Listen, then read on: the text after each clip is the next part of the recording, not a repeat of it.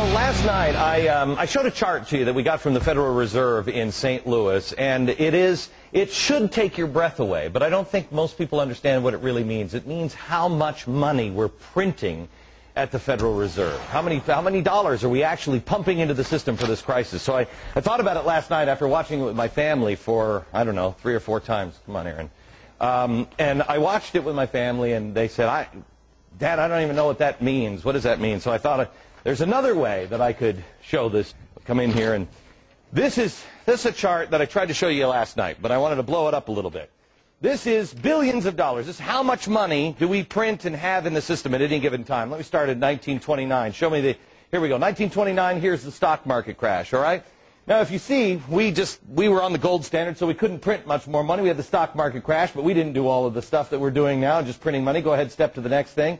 Then we go up to 1941. That's the Great Depression. Still haven't pumped a lot of money into the system because, again, on the gold standard. Then we have World War II, and we'll take this all the way to 1965. You'll see it comes up. We had 2 wars. We had World War II, and we also had the Korean War. In 1965, we were having the Vietnam War. But here's where it gets sticky, because we had all these wars, and we tried to dogpile on with the Great Society.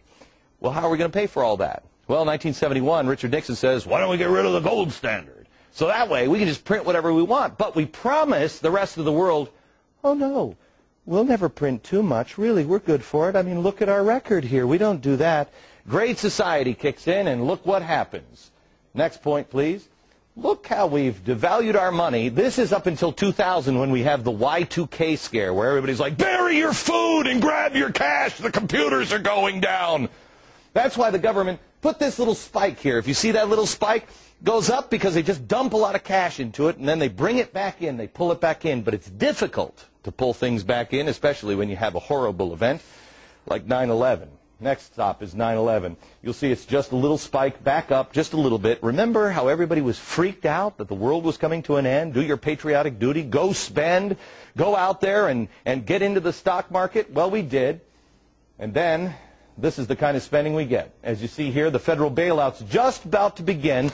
We're in, let me get into my Al Gore machine. Oh, it's a real inconvenient truth now, isn't it, Al? Look at this hockey stick. This is the hockey stick that Al Gore was talking about with the woolly mammoth coming back or whatever the hell he's talking about. Here's where we were in September last year. But then the Treasury decided we need to start printing more money. This hockey stick should take your breath away. This is devaluing our money. You know, Al Gore said global warming is not a political issue, it's a moral one. Thomas Jefferson said doing this to our children is immoral, and I agree with him. We have pumped all of this money in and devalued our money. How is it not going to be worthless? This has never, ever been done by anybody ever before. This is real trouble, not in 1,000 years. Perhaps in the next year.